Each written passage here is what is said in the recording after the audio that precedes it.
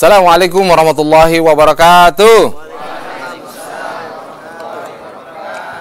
Alhamdulillah, puji syukur senantiasa kita panjatkan kehadirat Allah Subhanahu wa taala atas segala karunia-Nya kepada kita. Salawat dan salam kita sampaikan pula kepada junjungan kita Nabi besar Muhammad sallallahu alaihi wasallam.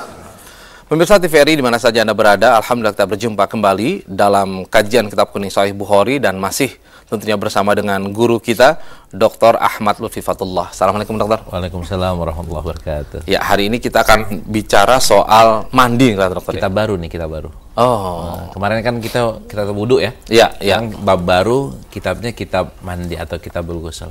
Ya, ini pas banget nih buat mahasiswa nih yang biasanya jarang mandi memang ya. Oh, mandi. Jadi pemirsa, di samping Anda di sini banyak rekan-rekan mahasiswa dari mahasiswa Tafsir Hadis Fakultas Usuluddin Universitas Islam Negeri Sunan Gunung Jati, Bandung. Saya sapa dulu ya. Assalamualaikum warahmatullahi wabarakatuh. Waalaikumsalam warahmatullahi wabarakatuh. Iya, biasa dulu kalau waktu kuliah ya, ngekos kan. Nah, menjelang sore itu biasa kalau lagi ini terus terdengar suara azan. Biasanya azan maghrib itu adalah tanda anak-anak teman-teman mahasiswa berebutan mandi, biasa gitu dokter. Jadi masuk itu pas saat azan itu bukan sholat tapi mandi dulu. Jadi berebutan sekali. Dan nah ini kelihatannya yang di sini saya lihat wah rajin-rajin sih mandinya kelihatannya. Satu hari bisa 5 kali nih kelihatannya. Banyak dulu. Baik. Nah, kemudian tadi di samping Dr. Lutfi kita pun ada narasumber kita yang lain, ada Dr. Engkos Kosasih ya. LCMAG sebagai Ketua Jurusan Tafsir Hadis. Assalamualaikum. Dokter. Nah, kita pengen tahu nih barangkali masyarakat juga di samping dari Tafsir Hadis ya, apalagi sih yang ada jurusan di Fakultas Usuluddin itu? Selain jurusan Tafsir Hadis, kita ada jurusan Akidah Filsafat, lalu jurusan Perbandingan Agama, dan terakhir adalah Tasawuf Psikoterapi. Itu 3 jurusan yang juga sangat mensupport ya integritas atau integrisasi antara ilmu dengan wahyu. Jadi kita tidak ingin ada terjadi dikotomi. Makanya Tafsir Hadis ini adalah memang dari segi jumlah mahasiswanya lebih banyak di Usuluddin itu ya Tafsir Hadis. Lalu keduanya adalah Tasawuf, Perbandingan Agama, dan terakhir adalah Akidah Filsafat ya. Tapi ada integralisasi semua jurusan itu. Hanya mungkin beberapa ya kamar-kamar ilmunya aja sedikit berbeda gitu. Nah, kalau akidah ya akidahnya, kalau tasawuf ya tasawufnya gitu ya. Tapi intinya core-nya sama lah. Ya, jadi kalau seandainya barangkali Pak pemirsa juga ingin tahu lebih jelas lagi atau ingin juga ikut gabung ya, yang baru lulus dari aliyah atau SMU, SMK, bisa langsung ikuti sih, lihat wajah-wajahnya luar biasa sih. Ahli hadis semua ini luar biasa, begitu lulus hafal semuanya di luar kepala. Sekian luar kepala lupa kata kita. Baik. Nah, insya Allah yang akan membacakan hadis adalah saudara Ezwar ya. Iya. Hampir sama, Idwari Ezwar. Ya, dan sebelum kita akan memulai kajian kita dokter, seperti biasa mari sama-sama kita akan dengarkan dulu pembacaan ayat Al-Quran yang akan disampaikan oleh saudara Sofah Tafasir, dan Sari Tilawah oleh Nurianti akan membacakan surah An-Nahl ayat 65 sampai dengan 66.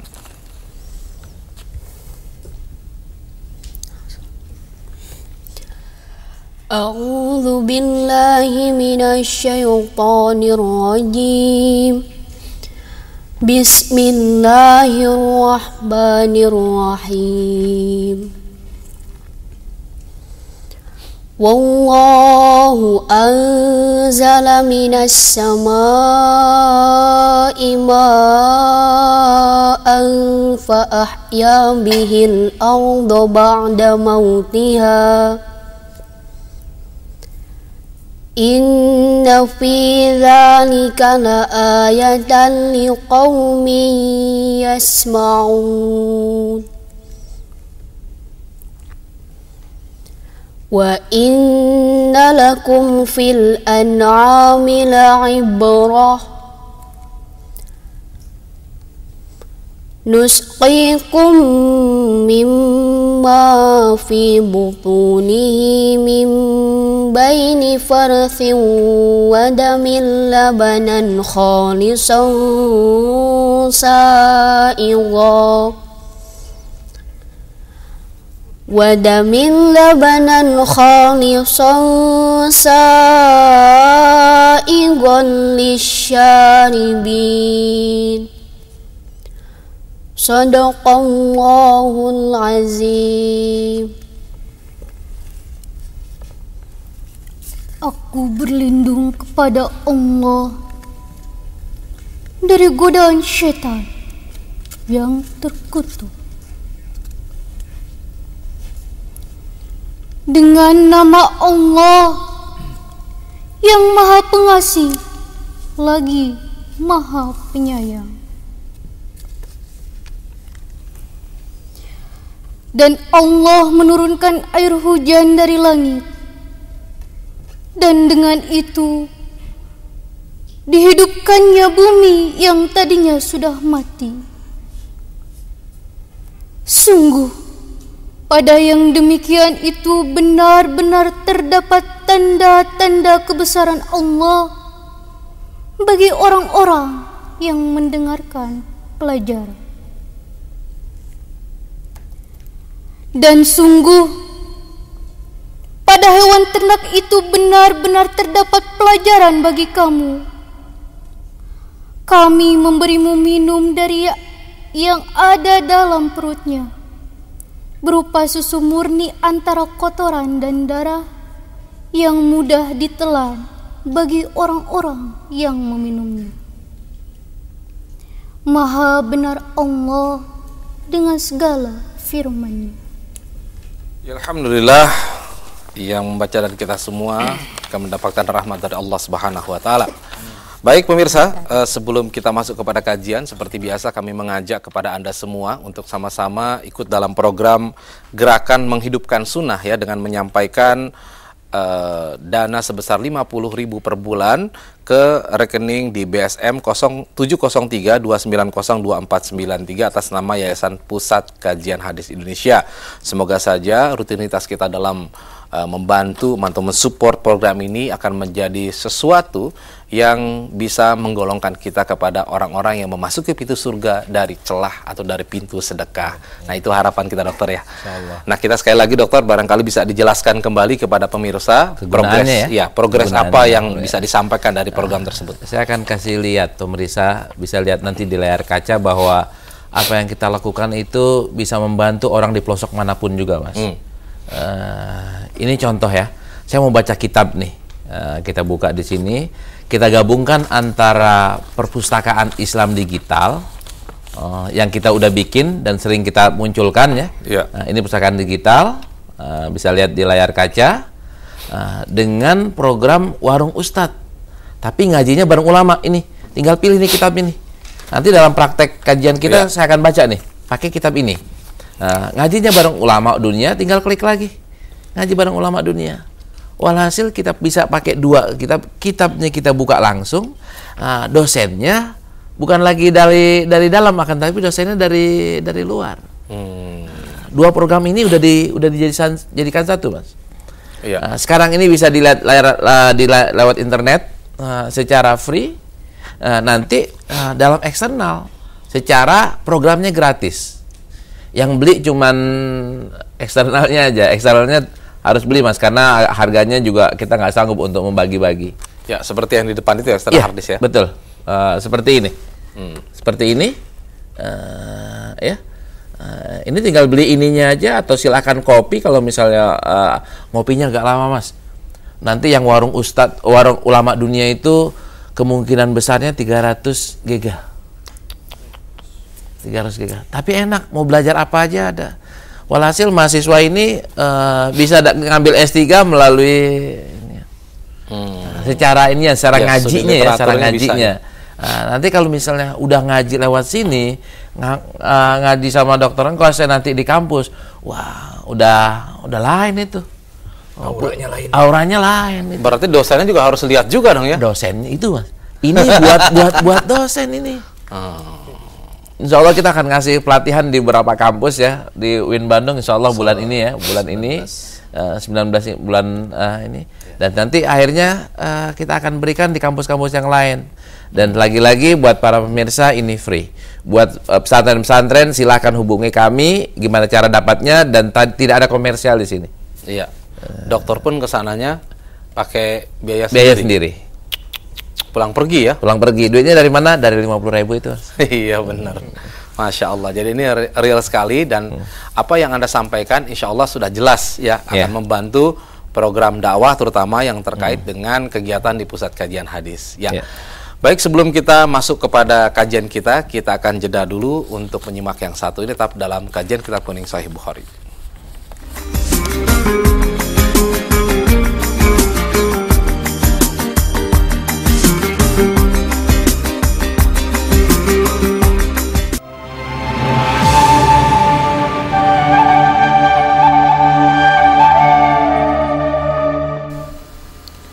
Pusat Kajian Hadis Jakarta yang dipimpin oleh Dr. Ahmad Lutfi Fatullah MA ini mempunyai visi semata-mata untuk kepentingan Islam melalui kajian hadis Rasulullah Shallallahu Alaihi Wasallam.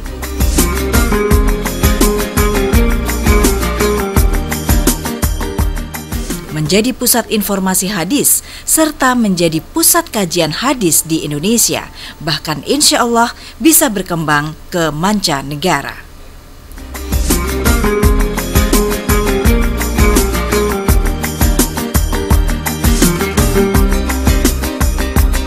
Dari produk-produk kajian hadis yang sedang diproduksi, baik berupa DVD, CD, ini merupakan salah satu media untuk belajar ilmu hadis.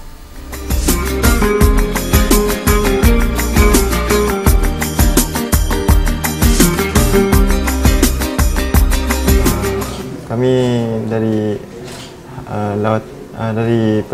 pelawat dari Malaysia yang datang untuk lawatan belajar ilmiah ke Indonesia, merasakan cukup bertuah kerana dapat diberi peluang sedemikian untuk mengetahui perkembangan ilmu hadis, khususnya di Darul Al-Mughni ini, dan hasil daripada pendedahan yang cukup bermakna ini dapat memberi cukup pengalaman yang begitu menakjubkan bagi kami untuk disimpan dan untuk dihayati dalam kehidupan kami, dan saya percaya rakan-rakan kami semua dapat merasakan sesuatu yang bernilai hasil daripada lawatan kami ke Darul Mughni ini, dan kami mengucapkan jutaan terima kasih kepada semua pihak yang memberi sokongan dan galakan daripada pihak Darul Mughni maupun pihak-pihak yang lain yang berkaitan. Ya, alhamdulillah pemirsa, terima kasih Anda masih bersama kami dalam kajian Kitab Kuning Sahih Bukhari, dan saya kira kita langsung saja pada kajian kita dengan tema mandi secara Rasulullah. Silakan. Iya. Bismillahirrahmanirrahim. Alhamdulillah wassalatu wassalamu ala Rasulillah wa ba'du. Hari ini kita akan sambung kajian kita di Kitab Sahih Bukhari. Sudah masuk ke Kitabul Ghusl. Mandi setelah wudu, mandi. Ya. Kok nggak mandi dulu baru wudu? Ini kan nih, biasanya kadang-kadang kita mandi dulu baru wudu. Ternyata Rasulullah itu wudu dulu baru mandi. Nggak terbalik ya. Terbalik dengan kebiasaan kita, tapi wudhunya seperti itu benar atau enggak? Ntar kita lihat tagnya, tag hadisnya seperti apa, kita akan jelaskan. Termasuk di sini agak sedikit istimewa karena babnya sangat sensitif, bab mandi. Yang ngeriwayatin siapa, Mas? Ya pasti yang terdekat. Nanti kita akan lihat, kita buktikan lagi bahwa nggak ada sahabat Nabi yang laki ya itu pernah ngintip Rasulullah mandi. Riwayatnya dari mana? Riwayatnya ntar kita akan lihat itu. Silakan kita baca.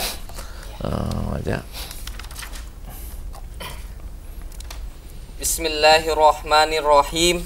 Kitabul Ghusli. Babul wudu qabla al-ghusli. Qala al-Imam Bukhari rahimahullah, haddatsana Abdullah bin Yusuf qala akhbarana Malik an Hisham bin Urwah an abihi an Aisyah zaujin Nabi sallallahu alaihi wasallam anna Nabiyya sallallahu alaihi wasallam kana idza tasala minal janabati bada'a faghsala yadayhi thumma yatawaddau kama yatawaddau lis-salat thumma yudkhilu asabi'ahu fil ma'i fayukhallilu biha usula sya'rihi thumma yasubbu ala ra'sihi thalatha ghurafin biyadaihi thumma yufidul ma'a ala jildihi kullih. Ya. Sambung aja dengan hadis yang kedua, sambung aja. Wa qala al-imam haddatsana Muhammad bin Yusuf qala haddatsana Sufyan an A'mas an Salim bin Abi Ja'di an Quraib an Ibni Abbas an Maimunata zaujin Nabi sallallahu alaihi wasallam qalat tawadda'a Rasulullah sallallahu alaihi wasallam wudu'ahu lis-salati ghaira rijlaihi wa ghasala farjahu wa ma asabahu minal adza thumma afadha alaihi al-ma'a thumma nahha rijlaihi faghasalahuma hadhihi gusluhu minal janabati. Baik, kita lihat terjemahannya seperti apa. Ini babnya ya, kitab bab wudu sebelum mandi.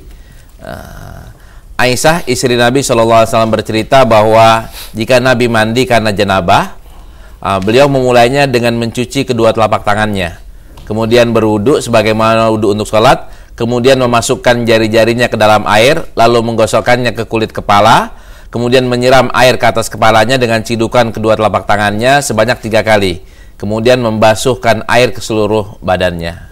Ini hadis yang pertama. Hadis yang kedua, Maimunah istri Nabi SAW berkata, Nabi berwudu sebagaimana wudunya untuk sholat, kecuali kedua kaki. Lalu beliau mencuci kemaluan dan apa yang terkena kotoran, kemudian menyiramkan air ke atasnya, kemudian memindahkan kedua kaki beliau dan mencucinya. Itulah cara beliau mandi dari janabah. Ini dua hadis ini. Ini dari sisi sanad ya, ini sangat istimewa. Babnya bab mandi, yang meriwayatkannya bukan orang lain, akan tapi Aisyah, dan yang keduanya adalah Maimunah. Nah, siapa Aisyah? Kita semuanya kenal. Aisyah adalah istri Rasulullah, Maimunah juga istri Rasulullah. Dan ini kegunaan kita mengetahui siapa-siapa aja sih istri Rasulullah.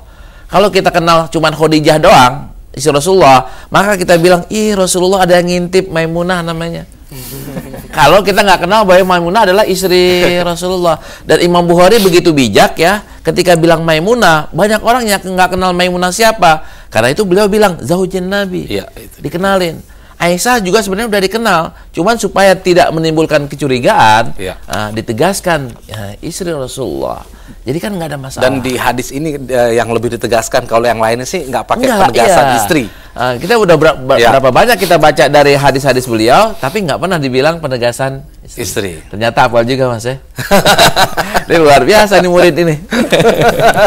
Alhamdulillah. Nah, yang kedua, yang kedua, ini hadis yang pertamanya nih ya, riwayat Hisham dari bapaknya dari Aisyah. Hisham ibn Urwah dari Urwah bin Zubair bin Awam. Ini Urwah itu adalah ponakannya Aisyah, Hisham adalah anaknya Urwah. Terus kalau hal-hal yang sensitif banyak banget Aisyah menyampaikannya kepada ponakannya. Dan ketika orang-orang mau ngaji sama Aisyah, itu selalu ngajak ponakannya. Ponakannya namanya Urwah tadi, Urwah bin Zubair. Istrinya siapa? Istrinya Asma. Ibunya, istrinya Zubair ibn Awam itu Asma. Asma adalah kakak tirinya Aisyah. Kan jadi masih ponakan itu, masih ponakan. Iya. Nah, ini pentingnya kita belajar yang ini nih Mas. Nih belajar, silahkan lihat di layar kaca. Potret pribadi dan kehidupan Rasulullah. tahu keluarga Rasulullah itu siapa aja. Iya, betul. Istri-istri Rasulullah siapa aja? Ini istri-istri Rasulullah. Khadijah, Sauda, Aisyah, Hafsah, Ummu Salamah, Juwairiyah, Zainab binti Uzaimah, Ummu Habibah, Sofia, Maimunah. Ini. Begitu juga tadi tuh keluarganya. Nanti kita bisa lihat lewat sahabat Rasulullah. Siapa sih sahabat Rasulullah SAW? Nanti ketemu tuh. Siapa? Istrinya siapa? Ketemuannya nanti di mana? Dan yang itu caranya kayak gimana buka bukunya kan banyak banget. Ini saya lagi buka buku Tahzibul Kamal halaman jilid 30, Mas. Jilid 30 dan ini terjemah Hisam bin Urwah. Hisam bin Urwah. Di sini dikatakan Hisam bin Urwah Ro'a Anas ibn Malik wa Jabir ibn Abdillah wa Sa'ad ibn Sa'ad. Wah, bukunya 30 jilid harganya berapa? Nggak usah kayak begitu, buka aja program kajian hadis ini sama, Mas. Kita masuk sini, track masuk, buka dari sini. Ini dia Hisam bin Urwah. Ini Urwahnya, sorry yang satunya kita tadi udah bukain, siap. Ini Hisam ibn Urwah, ibn Zubair, Ro'a Anas ibn Malik wa Jabir. Jadi kan gampang banget udah. Ini berapa jilid? Ini aja jilidnya udah jilid 30. Ini ngeliatnya udah di sini. Lebih gampang, nggak usah berat-berat bawa ya. Nggak usah berat-berat bawa, nggak usah kemana-mana, di rumah bisa. Pasti buat teman-teman mahasiswa penting banget ya. Iya. Dan ini sudah ditaruh di internet ya, kita taruh di internet dan bukanya free. Free. Nah, kembali ke kajiannya, Mas ya. Ini luar biasa, anak dari bapak dari encing. Dari bibi ya, bibi. Nah, hendaknya kan kita peduli sama ponakan kita. Kita kepengen anak kita jadi orang hebat. Nah, buat mahasiswa ini yang jurusan tafsir hadis, di sini Hisam ini sahabat atau tabiin. Nah, dilihat sini Ro'a Anasan ibn Malik. Ro'a bukannya Ro'a.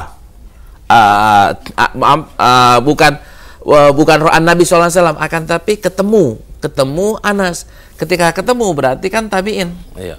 Tabiin kan orang yang ketemu sahabat. Nanti Malik meriwayatkan dari Hisam. Apakah Imam Malik ketemu sahabat? Ini perdebatan. Tapi paling enggak Imam Malik ketemu tabiin. Di antaranya adalah Hisam bin Urwah ini.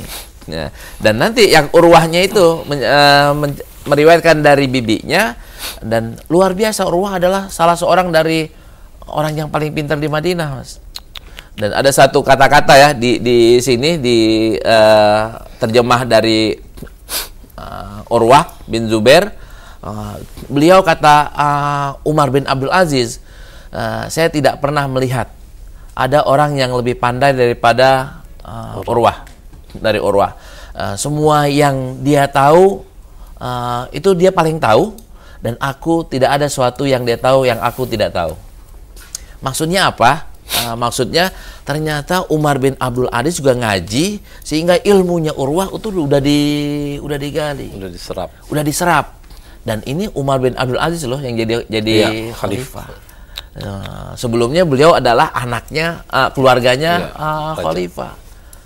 Berarti kan nggak ada alasan para anaknya pejabat untuk menjadi orang alim. Ini baru bab itunya doang, Mas, baru bab sanadnya doang. Bab matanya kayak gimana? Inilah cara Rasulullah mandi.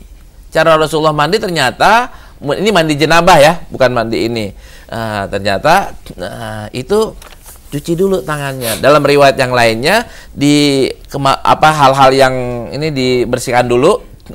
Kemaluannya dicuci dulu, habis itu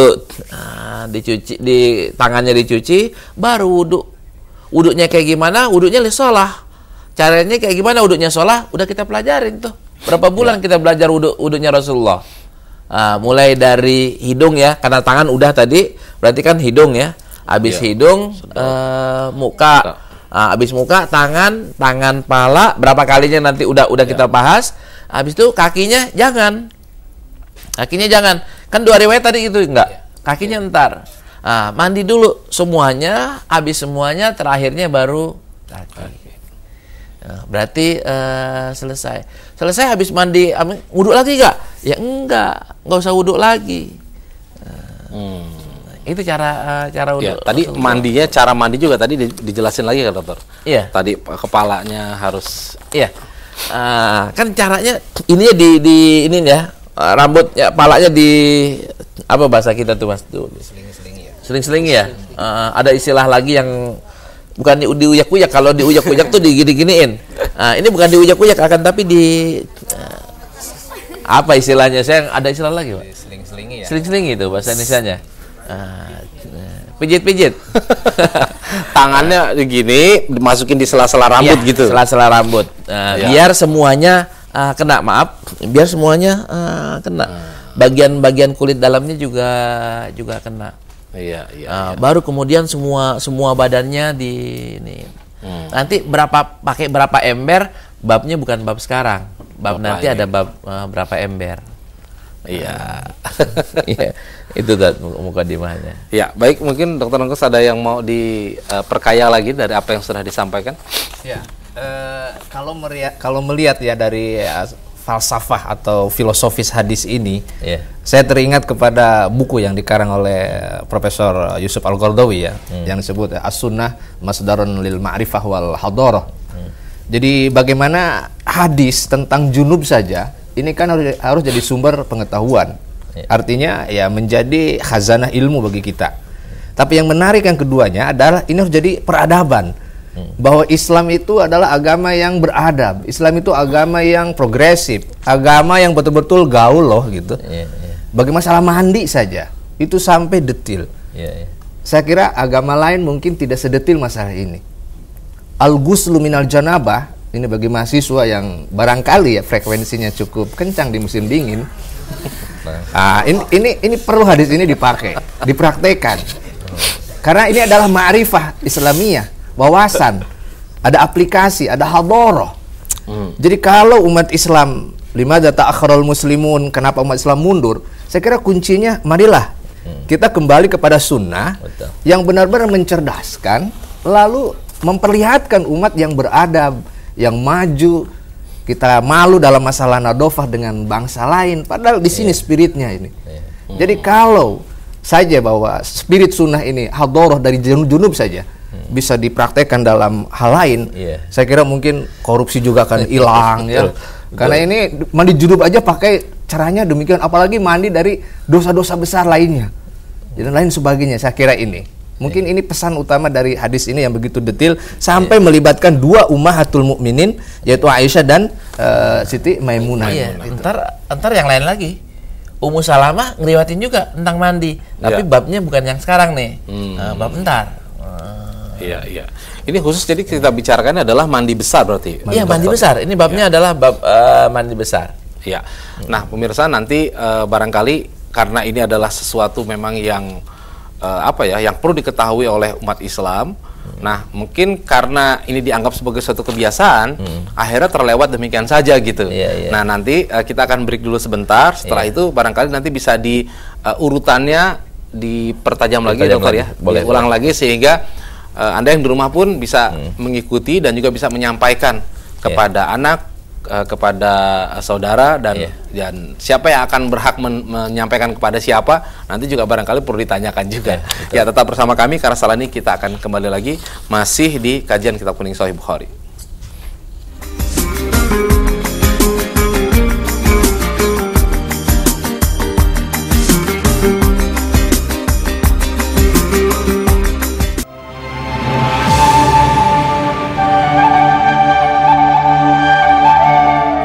Ya, alhamdulillah pemirsa, terima kasih Anda masih bersama kami dalam kajian Kitab Kuning Sahih Bukhari. Baik, dokter, saya kira langsung saja kita akan berikan kesempatannya kepada rekan-rekan mahasiswa untuk bertanya. Ya, silakan. Assalamualaikum warahmatullahi wabarakatuh. Waalaikumsalam warahmatullahi wabarakatuh. Nama saya Gani Kintara Bahara dari jurusan Tafsir Hadis Universitas Islam Negeri Sunan Gunung Jati Bandung. Yang saya ingin tanyakan adalah tadi Ustadz berbicara bahwasanya kebiasaan masyarakat kita itu kalau mandi junub itu mandi dulu, setelah itu baru wudhu. Nah, apakah wudhu diakhirkan itu sah ataukah tidak mandi junubnya itu? Baik. Ya, sekian, terima kasih. Assalamualaikum warahmatullahi wabarakatuh. Waalaikumsalam warahmatullahi wabarakatuh. Iya, berikut silakan. Bismillahirrahmanirrahim. Assalamualaikum warahmatullahi wabarakatuh. Waalaikumsalam. Nama saya Rusmiati dari jurusan Tafsir Hadis Fakultas Usuluddin Universitas Islam Negeri Sunan Gunung Jati Bandung. Yang ingin saya tanyakan adalah tadi kan sudah dikatakan bahwa sebelum mandi junub itu wudhu terlebih dahulu. Nah, bagaimana jika di pertengahan mandi itu misalnya kita itu buang air kecil atau lain sebagainya yang dapat membatalkan wudhu. Nah, bagaimana hukumnya? Kemudian pertanyaan selanjutnya, apabila kita misalnya mau sholat itu apakah harus wudhu lagi? Itu setelah mandi itu. Ya, terima kasih. Assalamualaikum warahmatullahi wabarakatuh. Waalaikumsalam. Assalamualaikum warahmatullahi wabarakatuh. Waalaikumsalam warahmatullahi wabarakatuh. Nama Ihsan Saiful Milah, jurusan Tafsir Hadis, semester 6, Fakultas Usuluddin UIN Sunan Gunung Jati Bandung. Menyimak dari apa yang telah dipaparkan oleh kedua pemateri, baik Dr. Engkos Kosasi ataupun juga Dr. Lutfi, yang berhubungan dengan masalah mandi, sudah sangat jelas sekali ya apa yang dipaparkan oleh kedua bapak tersebut. Namun di samping jelasnya apa yang telah dipaparkan oleh Pak Ustadz, ada orang yang memang berpendapat bahwa ketika kita junub di pagi hari kita mau mandi, dan kalau kita mandi itu merasa kedinginan karena kita takut dingin, kita diperbolehkan katanya mandi kita hanya kepala saja. Nah, seperti itu, mandi kita hanya kepala saja, langsung wudhu, sholat subuh. Nah, ketika udah siang hari boleh kita langsung mandi di sana. Nah, bagaimana tanggapan Bapak terhadap pendapat seperti itu? Terima kasih. Iya, baik, luar biasa. Langsung saja dokter borong dulu. Nanti saya jawab, nanti dokter Kos juga tolong dibantu. Yang pertama, apakah ini wajib? Wudhu dulu baru mandi. Babnya bukan bab wajib, akan tapi bab tata cara. Bagusnya kayak gimana? Ini bab ideal, bukan bab sah tidaknya. Nah, boleh nggak saya nggak pakai wudhu mandi? Mandi itu kan definisinya adalah sayalanul ma ila jami'il badan. Maka sah. Cuman mana yang afdal? Yang ngikuti Rasulullah SAW. Jadi babnya itu. Iya. Nah, lanjut tadi kalau seandainya kemudian buang air kecil. Kalau umpamanya ini, caranya lagi adalah, ini kita kan baru ngaji yang pertama kali nih soal mandi. Nanti akan ada cara-cara lain lagi. Maaf, kencing dulu, baru itu buang air dulu. Sebelum kita mulai tadi itu kalau emang ini buang air dulu. Sehingga nggak buang airnya di tengah-tengah. Mungkin kepengennya pas di tengah, dokter. Kadang-kala kalau kena air badan kan jadi terpacu buat buang air kecil gitu. Nah, yang disuruh itu memang harus buang air dulu, Mas. Buang air dulu baru ini. Sehingga nanti pertanyaan itu jadi nggak ada kalau kita mengamalkan secara komplit. Kalau kita mengamalkan separuh-separuh, maka akan ada. Kalau umpamanya sudah terjadi, udah kandungan ya, apa yang harus dilakukan? Ya, nanti mandinya udah selesai belum? Belum selesai. Mandinya kan mandi besar. Mandi besar, yang kecil ngikut. Maka jadi nggak usah lagi, cuman nggak usah sah atau tidak, daripada ragu, mendingan ikuti, buang air kecil dulu baru wudhu. Itu yang pertanyaannya. Selanjutnya, apakah saya harus wudhu lagi? Nggak perlu. Udah mandi dengan cara Rasulullah tadi, apakah saya harus wudhu lagi kalau mau sholat? Nggak usah, kecuali batal ya, kecuali buang angin atau buang air kecil, atau hal-hal yang membatalkan yang lainnya, baru wudhu lagi. Kalau tidak, tidak. Iya. Nah, yang terakhir untuk ini nanti Bang Kos yang jawab yang atau saya jawab dulu, nanti Bang Kos tambahin ya. Ada babnya. Tinggalnya di mana? Bandung atau di luar Bandung? Di Garut. Suhunya berapa derajat dinginnya? Di Kebon Teh. Kalau umpamanya turun salju di Garut, maka nggak usah mandi air ini kalau nggak ada air anget, cukup dengan tayamum. Kejadian ini kan kejadian real ya di zaman Rasulullah. Ada seorang sahabat junub, ini yang ada dua orang nih, dua-duanya junub. Yang satunya guling-guling di pasir, yang satunya tayamum doang. Ada juga ya ceritanya ada yang mandi, kalau misalnya sampai mandi meninggal, ya itu ijtihadan. Sebenarnya nggak usah. nggak usah guling-guling, nggak usah juga mandi pakai air es Mas. Ya sakit. Pakai cukup dengan tayamum aja. Nanti kalau udah matahari terbit baru. Nah, jalan yang paling bagus adalah pakai tuh solar. Pemanas air tuh. Kalau tinggalnya di daerah kayak gitu, gunakan pemberian Allah berupa kekuatan matahari ya, sinar matahari, sehingga nggak usah pakai listrik, nggak usah pakai gas. Itu yang paling bagus. Jadi mandinya bisa normal. Itu idealnya ya. Idealnya. Tapi kalau nggak ideal boleh tetap diganti pakai witir. Tapi bukan begitu caranya ya. Tapi tadi kenapa saya nanya dari mana, tinggalnya di mana, derajatnya berapa? Apakah kalau cuman baru Bandung doang itu boleh? Tayamum. Kan ini harus pakai ijtihad lagi Mas. Iya. Kalau dalam bahasa fikih itu kan ada azimah, ada rukhsah. Iya. Azimah itu kan hukum asal. Betul. Harus mau tidak mau. Ini kan tasyri', ini hukum. Kalau hukum itu ya harus sami'na wa ta'na. Ini ta'abudi. Jadi tidak bisa dialihkan ke yang lain. Prosedurnya demikian ya kita ikuti. Tahapan-tahapannya kita ikuti. Itu baru kita namanya husnul iktida. Artinya mengikuti, karena ini tasyri'.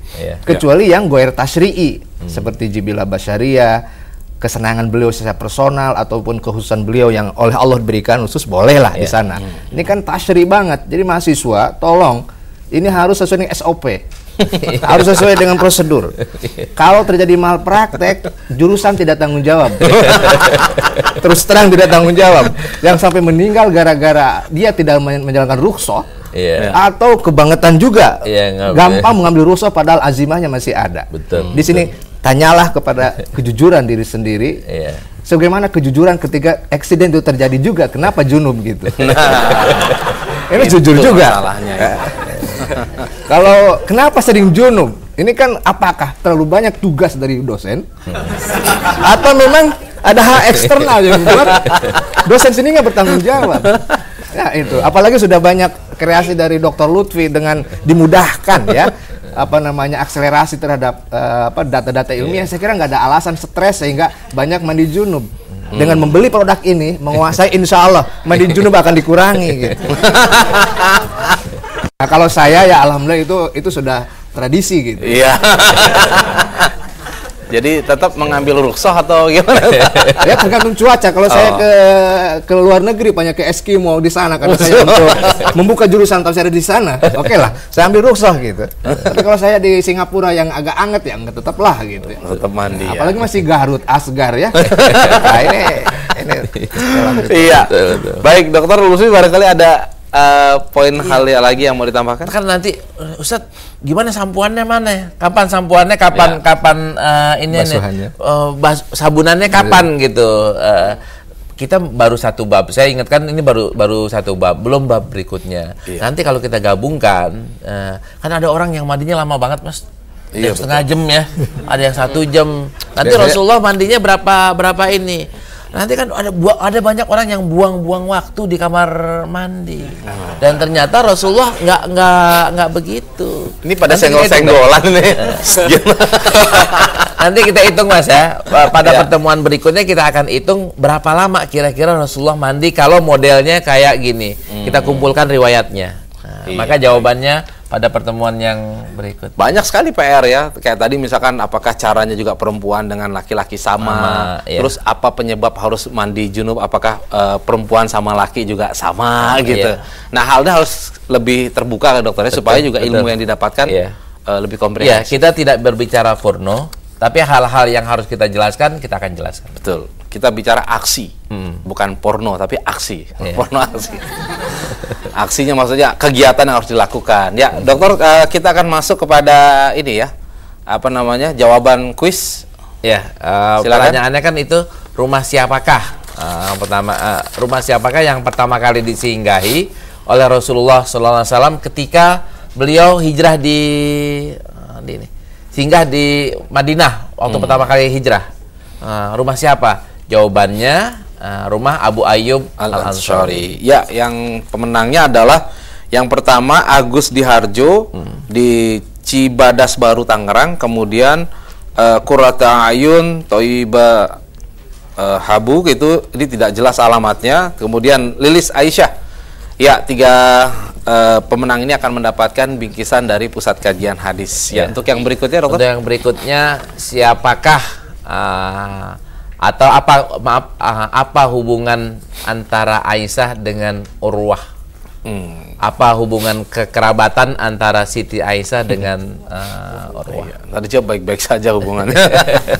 Silakan dikirimkan jawabannya dengan cara mengetik kuis, spasi nama, spasi alamat lengkap, spasi jawaban, kirim ke SMS 0818 995 993 atau kirim ke email pusatkajianhadis@gmail.com. Ya, baik. Jangan lupa buka warungustad.com. Ya, jangan lupa warungustad.com. Apabila Anda ingin mendapatkan pencerahan, warungustad.com menyediakan berbagai macam jenis ustadz. Masya Allah. Karakter ustadz dengan berbagai macam ilmunya. Silakan dipelajari. Ya, Anda pasti akan mendapatkan manfaat setelah merasakan ya menu-menu yang ada di warung Ustadz. Wah, kira-kira gitu, Dokter ya. Baik, terima kasih pemirsa. Insya Allah kita akan berjumpa kembali pada episode yang lain, tapi tentu masih membahas tadi ya, bicara soal mandi ini yang sangat penting. Ya, mari sama-sama kita tutup dengan doa penutup majelis. Subhanakallahumma wa bihamdika asyhadu an la ilaha illa anta astaghfiruka wa atubu ilaik. Wabillahi taufiq wal hidayah. Assalamualaikum warahmatullahi wabarakatuh. Waalaikumsalam.